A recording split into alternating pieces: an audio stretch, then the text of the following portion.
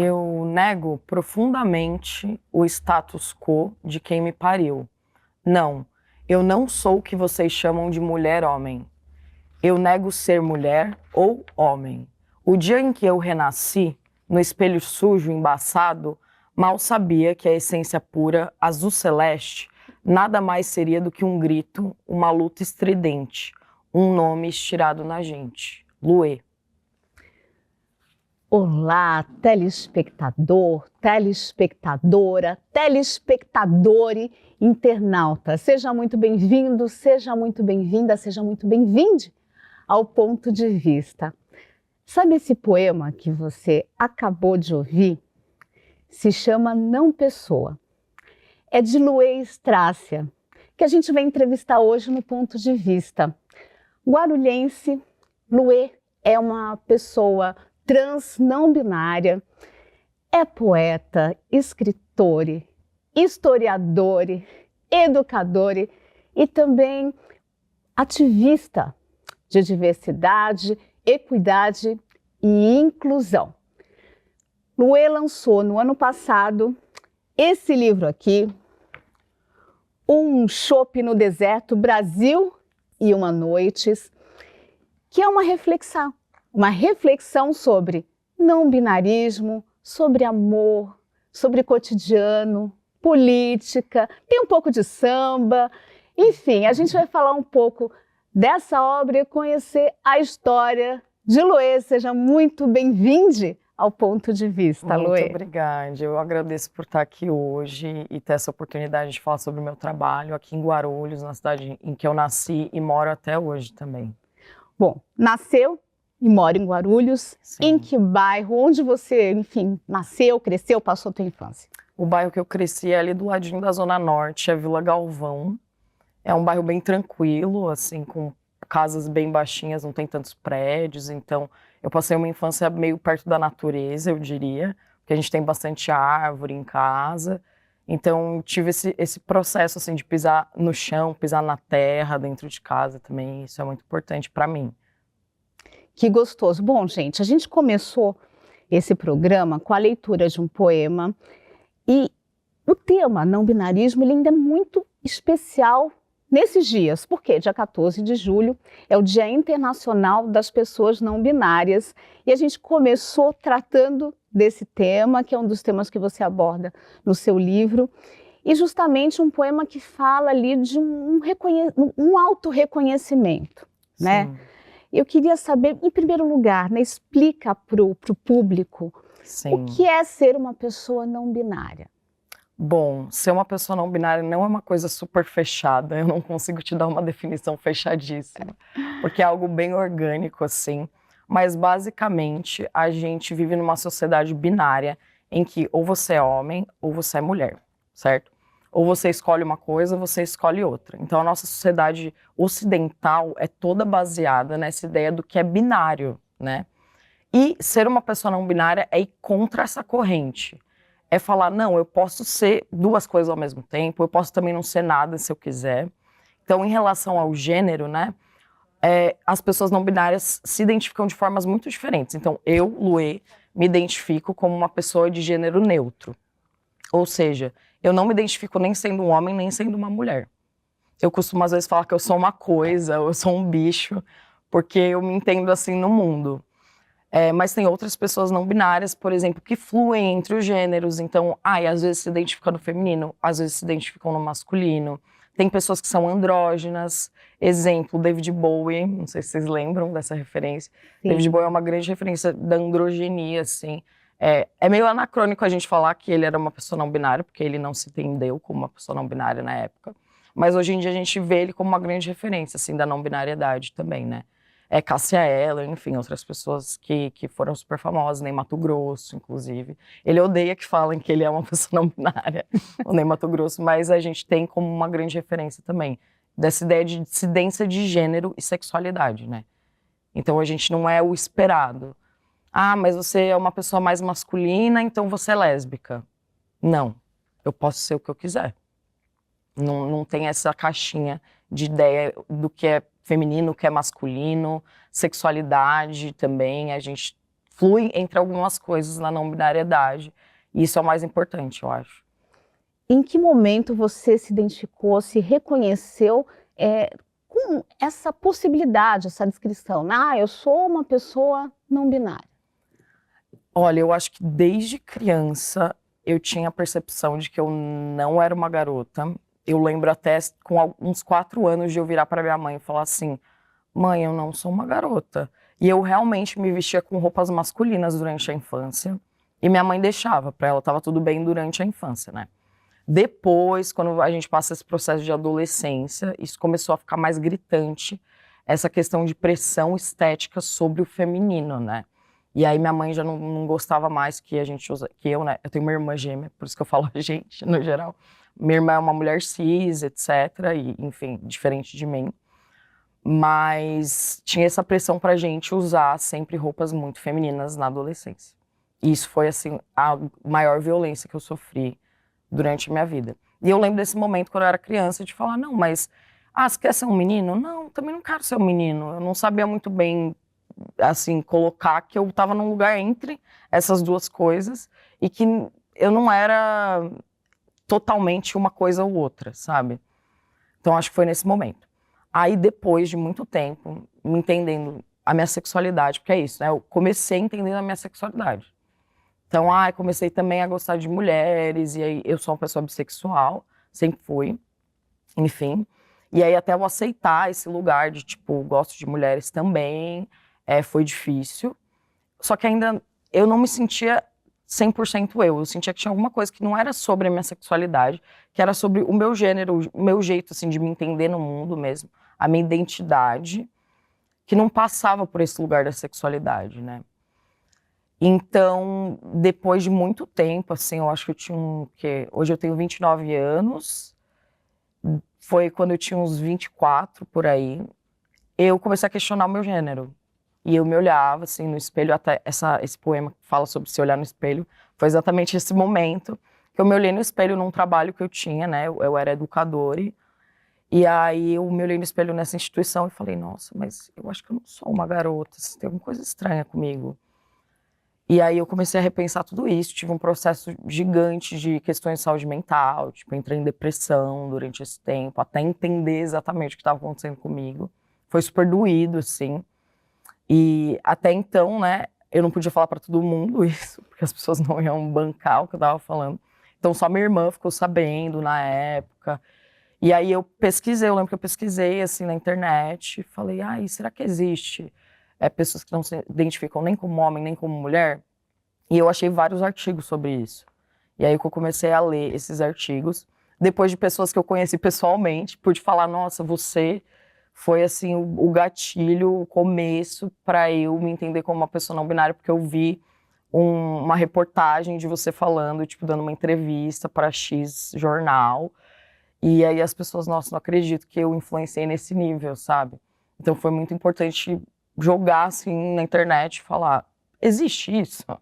E a resposta era: existe, faz muito tempo, não é uma coisa de agora, né? A gente pensa que a não binariedade, ela é um conceito completamente contemporâneo.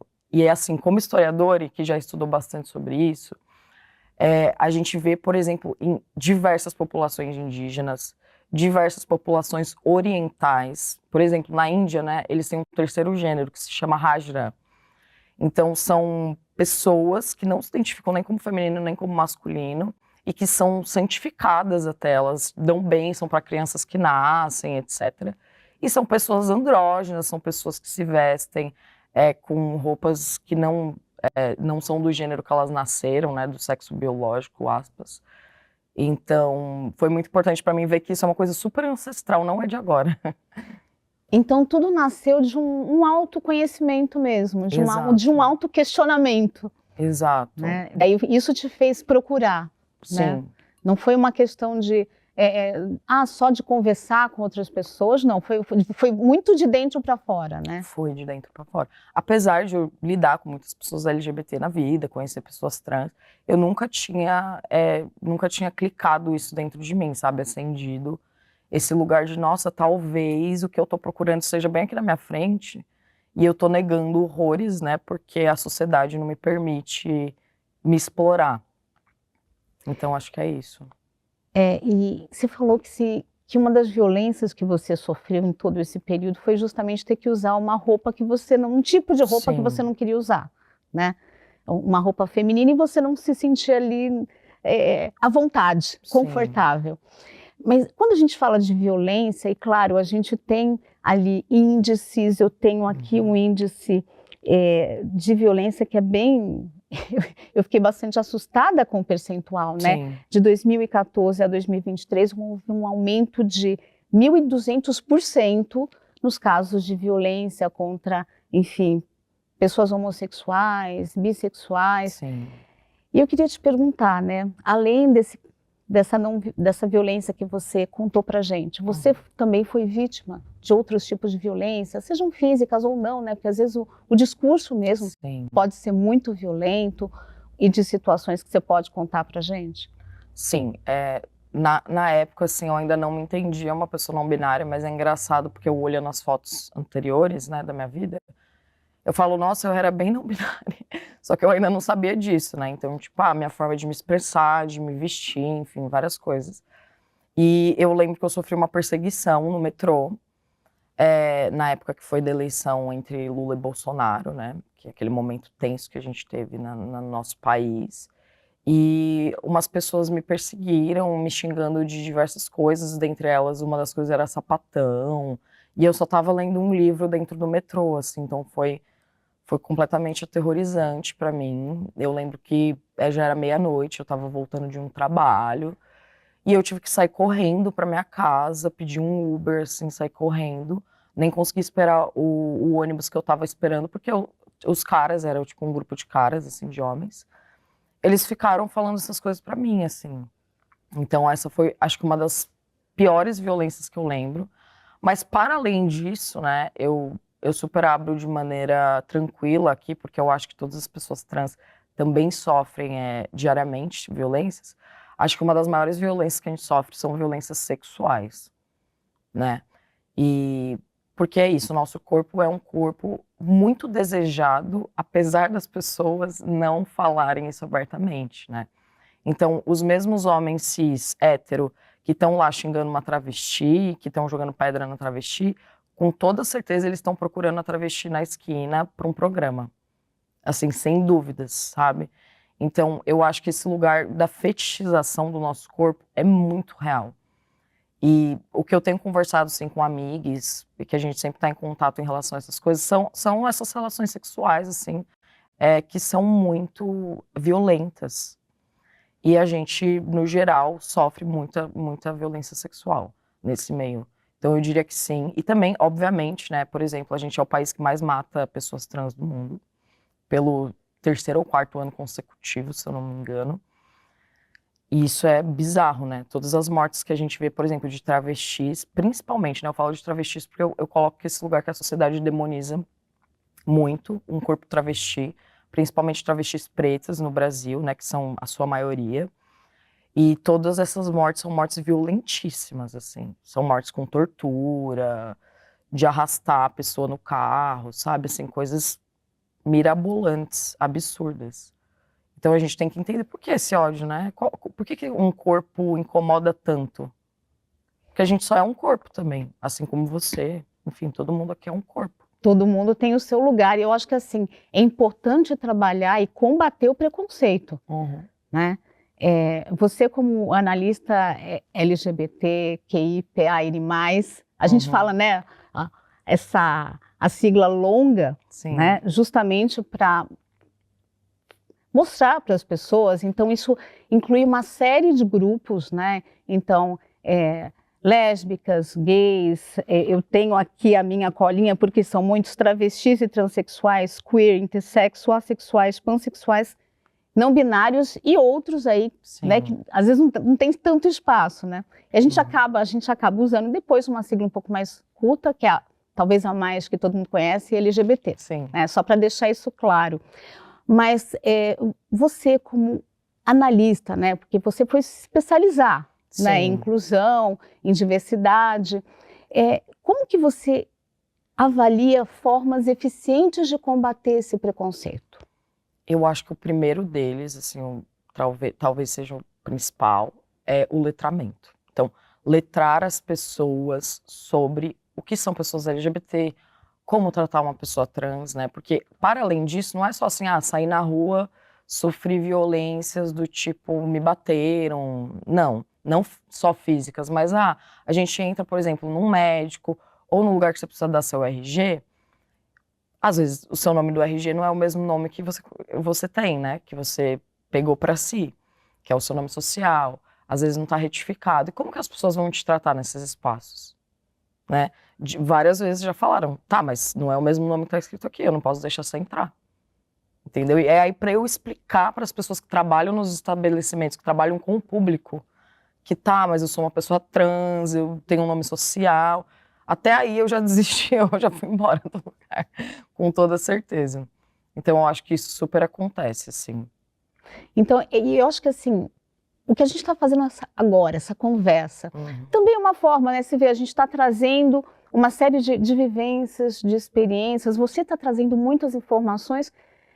É uma forma da gente começar a combater preconceito, né? Sim, completamente. Ainda mais para todos os públicos, né? Eu não acho que falar sobre a questão ou a comunidade LGBT seja nichado para a comunidade LGBT. Muitas vezes a gente faz isso dentro da própria comunidade, assim. A gente cria programas e cria, assim, um mundo, uma bolha entre a gente, porque obviamente é perigoso ser LGBT, né? Em qualquer lugar do mundo. Mas a gente não expande para outros lugares. Então, eu acho que muitas vezes é interessante ter esse movimento de sair e falar com outras pessoas que não fazem parte da nossa comunidade. É isso aí. Bom, passou rápido esse primeiro bloco. Você que está acompanhando a gente, não saia daí, porque no segundo bloco tem mais Luê e a gente continua falando aí sobre questões de não binarismo, sobre esse livro tão interessante que a gente vai se aprofundar no segundo bloco. Você que está acompanhando, não saia daí.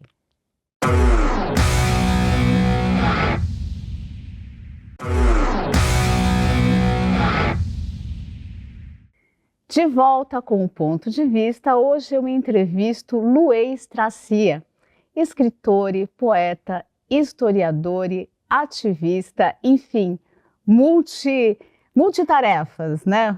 Multi-habilidades.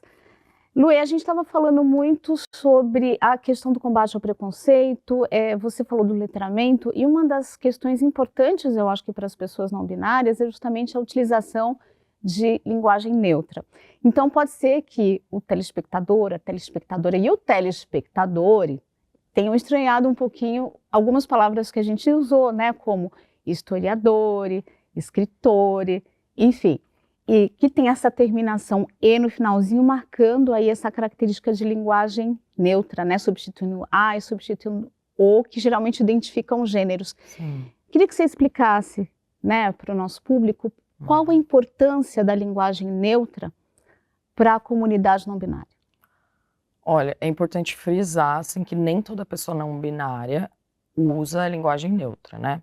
Então, exemplo, eu uso os pronomes neutros apenas, mas eu tenho amigos que usam o masculino e o pronome neutro, ou o feminino e o pronome neutro, sem problemas, porque as pessoas fluem entre esses dois lugares também. Mas é importante dizer assim que como a língua é viva, né, a língua portuguesa e todas as línguas elas são orgânicas e elas vão se modificando ao longo do tempo. Não é anti-língua portuguesa fazer uma linguagem neutra, né? Tem muitos debates, muitas discussões sobre isso, assim, de pessoas que são super fundamentalistas e que não aceitam algumas mudanças, mas eu acho que em nível social é muito importante perceber que pessoas usam esses pronomes, né? Então, os pronomes neutros são elo e delo, e a gente também usa esse lugar de colocar a letra E em algumas palavras. Não, obviamente, não é só isso, né? Eu tô dando uma passada bem por cima, sendo que é a linguagem neutra. Mas é importante a gente respeitar, porque pessoas usam, e se a sociedade tá carente, né, e precisa de outras formas de se comunicar, é porque a gente precisa criar e precisa introduzir isso na língua portuguesa. Então, eu acho que é uma questão que todas as pessoas não binárias sentem muito, que é a dificuldade da sociedade lidar com esses pronomes neutros, assim. Todo mundo fala, é muito difícil, porque não sei o quê. E, gente, é só testar. de verdade. Hoje você não testou? E conseguiu. Sim. E foi super legal. Então, assim, não errou. E se errar, tá tudo bem. A gente também transforma em várias outras coisas, a gente conversa. Mas o importante é entender como a pessoa quer ser chamada, né? Muita gente fala assim, mas não é uma coisa ruim perguntar para alguém, para uma pessoa trans, como ela gosta de ser chamada? Não, gente, é necessário perguntar para pessoas trans qual é o pronome dessa pessoa. Porque a gente não pode olhar para a pessoa e falar, eu acho que essa pessoa é no masculino, eu acho que essa pessoa é no feminino. A gente pode estar errado, né? E muitas vezes a gente está errado mesmo. Então, só a pessoa entende qual é a percepção dela sobre o gênero dela. Então, muito legal toda vez que a gente conhecer uma pessoa trans, uma pessoa não binária, a gente virar e falar quais pronomes que você usa, como que você gostaria de ser chamado, chamada ou chamade. Vamos falar um pouquinho agora sobre Luê Escritore. Sim. Como e quando você começou a escrever? Foi poema? Foi prosa? Conta pra gente. Olha, eu escrevo poemas desde os meus 9 anos de idade. Eu lembro que teve eu sempre falo isso nas aberturas do meu livro, que teve, numa escola que eu estudava, com 9 anos, eu escrevi um poema para o Dia das Mães, e aí todo mundo achou super legal o meu poema e colocou exposto, assim, na escola, para todo mundo ver. E naquele momento eu percebi que era a única coisa que eu era boa fazendo. O resto das coisas eu não sentia que eu tinha habilidade, mas isso era uma das coisas que eu gostava muito de fazer. E aí eu comecei a escrever a partir daí, dos 9 anos de idade, minha adolescência toda. Eu tenho, assim, cadernos e cadernos de poemas. E comecei a brincar um pouco com a prosa nesse livro, né? Foi nesse momento que eu comecei a brincar com a prosa. Mas a vida inteira sempre foi poesia, assim, no geral. Bom, você migrou ali um pouquinho para a história, né? Quer dizer, não foi para letras, mas foi para história, por quê? Sim. Eu lembro que eu tinha um professor que é aqui de Guarulhos, inclusive, o Nelson. Ele super me influenciou, acho que nesse lugar, assim, ele era um professor incrível, ele é ator, palhaço, então ele fazia altas performances dentro de sala de aula. E assim, a gente sabe que para um professor isso é no Brasil, né? Como a gente ganha pouco e tem todo esse lugar de ser subvalorizado, ele era incrível. Eu achava ele, assim, incrível. E aí eu comecei a me interessar muito mais. Eu gostava de escrever, né? Mas eu me interessava muito mais pelas questões sociais, políticas, do que léxicas, vamos assim dizer, né? Então eu achava que eu ia matar minha poesia se eu estudasse letras. Porque eu ia racionalizar, talvez, isso de uma forma. Talvez foi uma boa escolha, não sei. Mas, enfim, eu também tinha muita vontade de educar, né? Então, sempre desde criança, eu também falar, quero ser professor e não sei o quê. Então, fui para esse lado. Legal. E vamos pensar agora nesse livro aqui, o seu primeiro livro, né?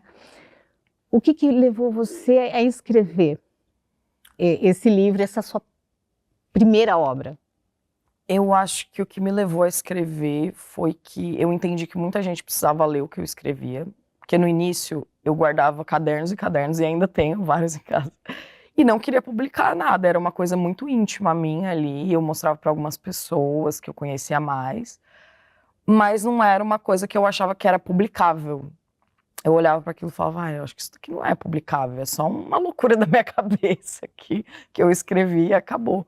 Até um dia que eu virei e pensei assim, tem tanta gente fazendo tanta coisa no mundo, acho que eu vou tentar fazer alguma coisa também, né? E aí foi nesse lugar que eu reuni, na verdade, né? Eu tenho muito mais poesias do que isso, mas eu reuni as que faziam mais sentido para esse livro. Um chopp no deserto, Brasil e umas noites. Uhum. Explica pra gente um pouquinho desse título, Sim. né? Esse título dá até um alívio, né? Chopp no deserto. Sim. A gente sente até um alívio, né? Exatamente. Mas conta pra gente a história desse título. Fizeram essa exata pergunta para mim no dia que eu lancei o livro, né? Eu lancei o livro na nossa casa aqui em Guarulhos, em janeiro. E aí, eis que eu respondi que um chopp no deserto, para mim, é esse lugar, né? Pessoas LGBT, no geral, pessoas trans, estão num deserto infinito na vida. E, enfim, encontram vários percalços, né, nesse caminho. E aí eu quis trazer um refresco para essas pessoas. Então, para mim, exatamente o Chopp no Deserto é isso, assim. Ah, tá, a gente... É muito difícil viver e ser trans no Brasil, mas tem um monte de coisa legal também. Vi um pouco de contos das Mil e Uma Noites. Exato. Pensou nisso também na hora de montar o título? Com certeza. Bom, e aqui a gente encontra muita coisa, a gente encontra poema, a gente encontra prosa, a gente encontra crônica sobre cotidiano, sobre política, sobre amor, enfim, sobre uma série de coisas. Como é que foi costurar tudo? Qual que foi a sua espinha dorsal ali que uniu todas essas questões, todos esses trabalhos? Nossa, grande pergunta, porque eu demorei muito tempo para unir tudo isso, para entender um sentido também entre, né? Mas eu fui pegando as coisas mais recentes, assim, que eu digo, talvez de 6 anos para cá, né? Que é mais ou menos esse momento que eu me entendi uma pessoa não binária. E a primeira parte do livro, basicamente, fala sobre essa questão de gênero. A segunda parte do livro já se debruça um pouco mais sobre política, então sobre o que é o Brasil e como é, né, viver no Brasil e ser uma pessoa contemporânea ao Brasil, né, nesse momento. E acho que eu dividi dessa forma, assim, e também tem umas questões de afetos, né, que eu acho que não poderiam ficar fora do livro. Falar de afetos, falar de amor, falar de amizades, de pessoas de Guarulhos também, inclusive tem poemas para pessoas aqui de Guarulhos, que fizeram parte da minha vida, da minha trajetória, de tudo isso, assim. Bom, o Brasil é um menino soltando pipa, não é isso? Exatamente.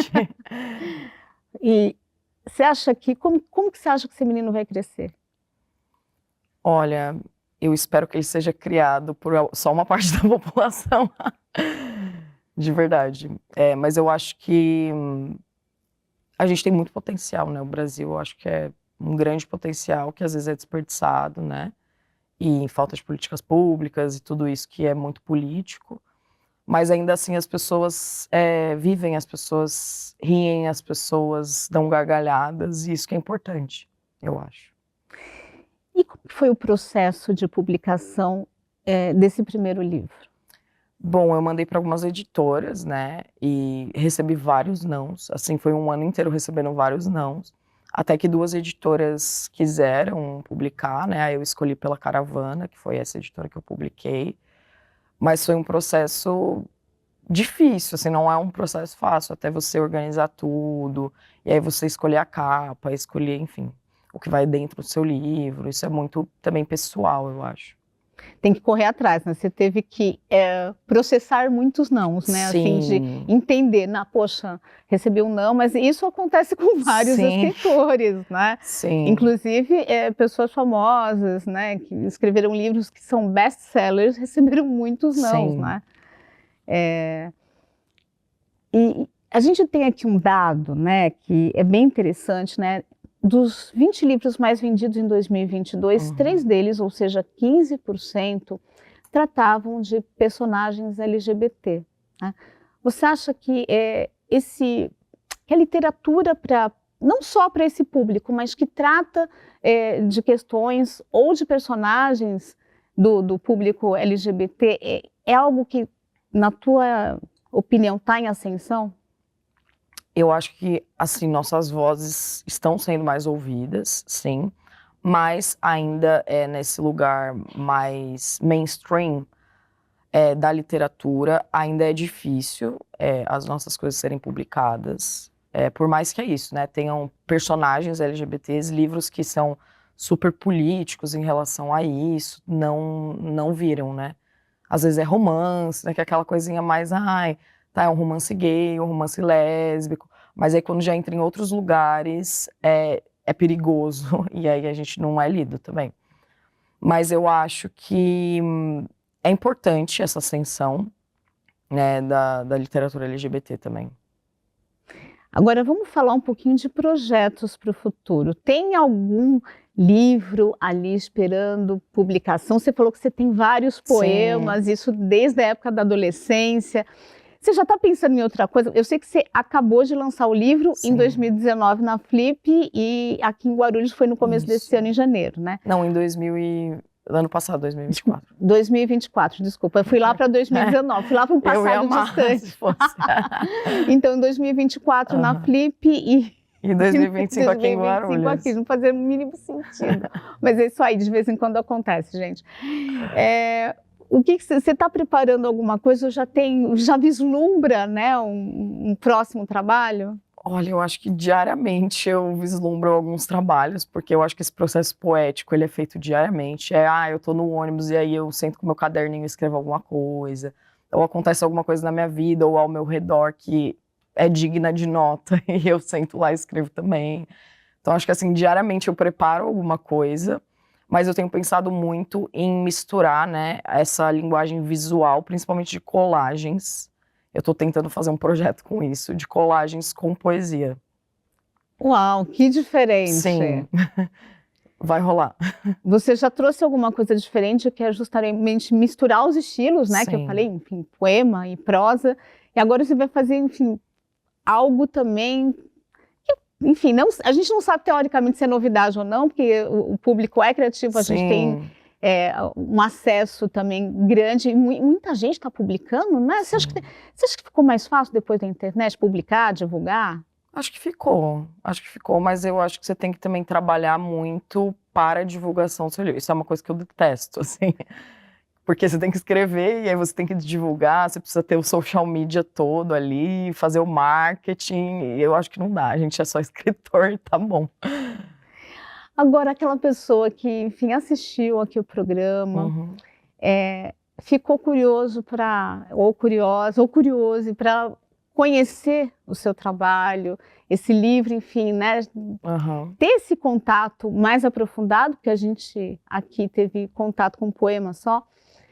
Como que faz para ter acesso, comprar, enfim?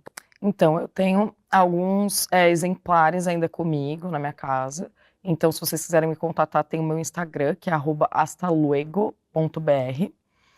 E também no site do Caravana Editorial, vocês vão achar o meu livro lá, Um Chopp no Deserto, Brasil e Uma Noites. Que legal, foi uma delícia esse papo contigo, justamente porque eu aprendi muito, eu acho que quem está assistindo o programa também aprendeu bastante, é uma coisa que precisa ser discutida e é necessária. Eu que agradeço, eu acho que essas trocas sempre são importantes e necessárias, e muito obrigada pelo convite de novo, de estar aqui. Isso aí, a gente aqui na TV Câmara que agradece. E eu também gostaria de agradecer você, telespectador, telespectadora, telespectador e internauta que acompanhou, né, todo o programa, e convido a participar e acompanhar, assistir as próximas edições do Ponto de Vista. Até lá!